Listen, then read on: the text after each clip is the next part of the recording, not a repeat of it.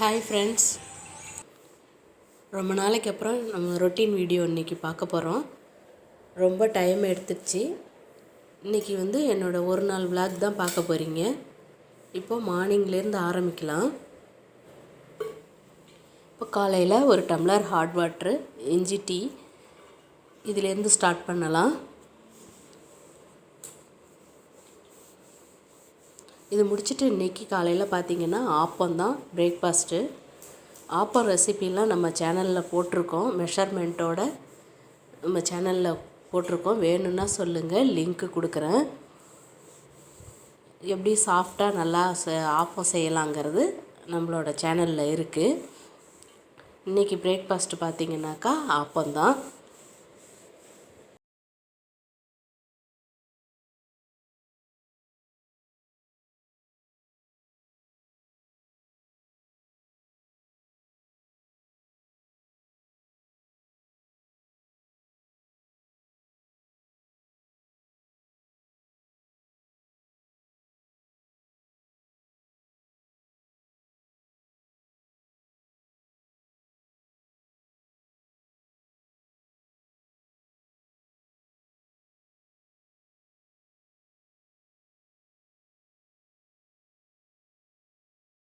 ஆப்பம் கூட தேங்காய் பாலும்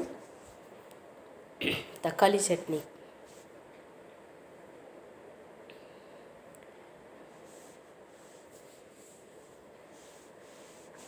காலையில் இன்றைக்கி இந்த பிரேக்ஃபாஸ்ட்டு இது முடிச்சுட்டு அடுத்து உடனே ரொட்டீன் வேலையெல்லாம் கொஞ்சம் பண்ணியாச்சு. வழக்கம்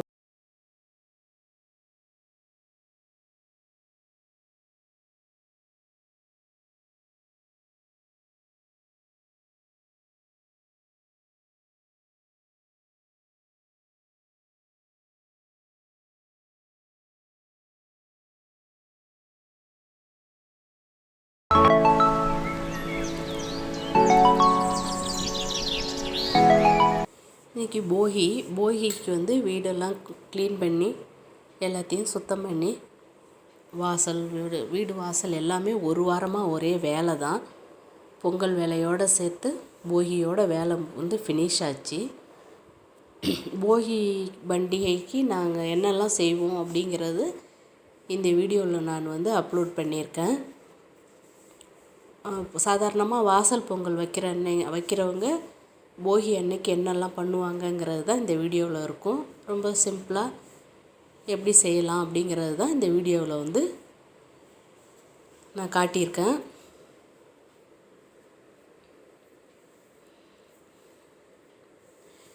வழக்கம் போல் எல்லாம் க்ளீன் பண்ணி நம்ம பொங்கல் அன்னைக்கு முதல் நாள் எல்லாம் ப்ரிப்ரேஷன் பண்ணுற வேலையும் சேர்த்து எல்லாமா போகி அன்னைக்கே எல்லா வேலையும் முடித்தாச்சு. முதல் நாளே நம்ம வேலையை கொஞ்சம் சுலபமாக முடித்து வச்சுக்கிட்டா தான் மறுநாள் காலையிலே நம்ம பொங்கல் வைக்கிறதுக்கு கொஞ்சம் சிரமம் இல்லாமல் அந்த டைமுக்கு சீக்கிரமாக பண்ணலாம். அதனால் அந்த முதல் நாளே இந்த ப்ரிப்ரேஷனுங்கிற வேலை எல்லாத்தையும் நம்ம முடித்து ரெடியாக வச்சுக்கணும்.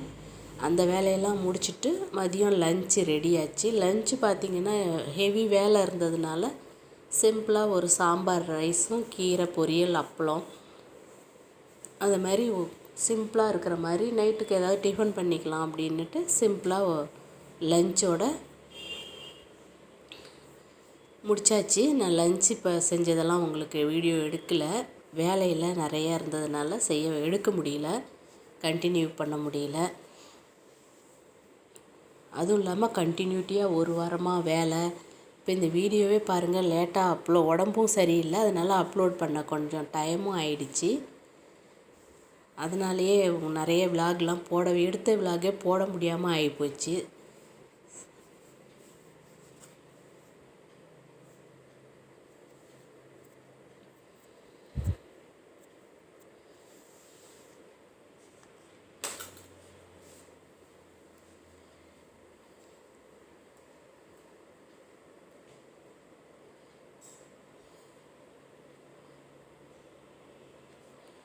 இந்த லஞ்செல்லாம் சாப்பிட்டு முடித்ததுக்கப்புறம் தான் ஈவினிங்காக தான் போகிக்கு படைப்போம். போகி படையலுக்கு கலசம் வச்சு நாளே பொங்கல் நாளைக்குன்னா ஈவினிங்காக ஒரு 6 மணி விளக்கு வச்சதுக்கப்புறம் தான் வந்து போகி பண்டிகையோட ப்ரிப்ரேஷன் ரெடி பண்ணுறது. 6 மணிக்கு மேலே தான் அது வந்து படைக்கிறது. அதுக்கு என்னென்னு பார்த்திங்கனாக்கா என்னென்னலாம் ப்ரிப்ரேஷன் பண்ணியிருக்கேன் அப்படிங்கிறத இந்த வீடியோவில் நான் காட்டியிருக்கேன்.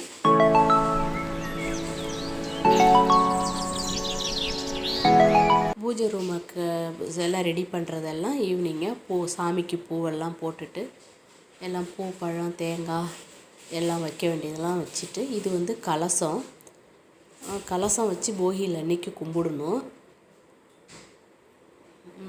வேப்பலை வச்சு மா இலை வச்சு உள்ளே மஞ்சள் தண்ணி எல்லாம் வச்சு வந்து கலசம் வச்சு போகி சாயந்தரமாக கும்பிட்றது பழக்கம். பழம் வெத்தலைப்பாக்கு பூ இதெல்லாம் வச்சு வந்து போகியில் அன்றைக்கி ஈவினிங்காக கும்பிடணும். அதுக்கு பார்த்திங்கனாக்கா உப்பு இல்லாமல் பொங்கல் வைக்கணும். உப்பு போட்டு பொங்கக்கூடாது.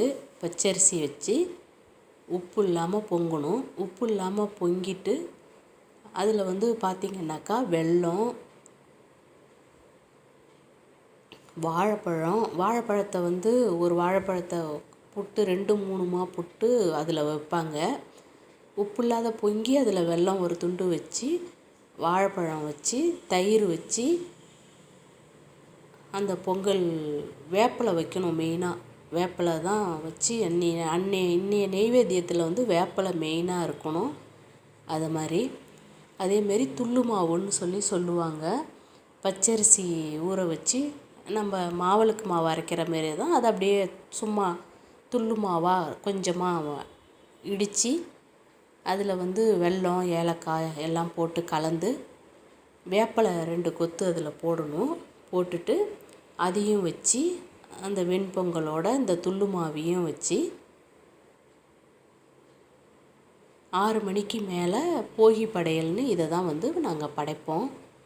இது வந்து வாசலில் பொங்கல் வைக்கிறவங்க நாள் வந்து இந்த மாதிரி படைக்கணும்.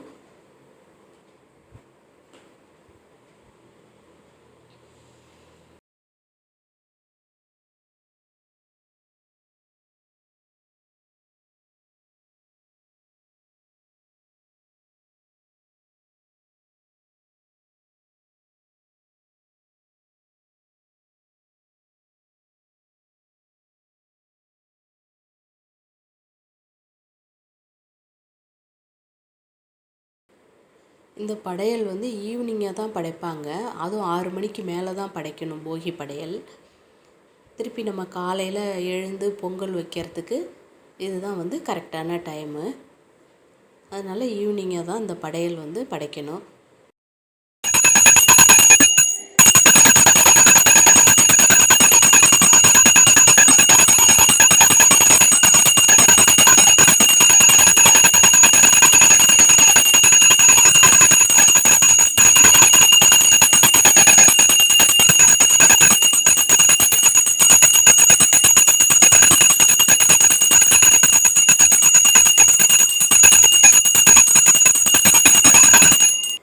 இதோட இந்த வீடியோவை முடிச்சுக்கிறேன். நெக்ஸ்ட்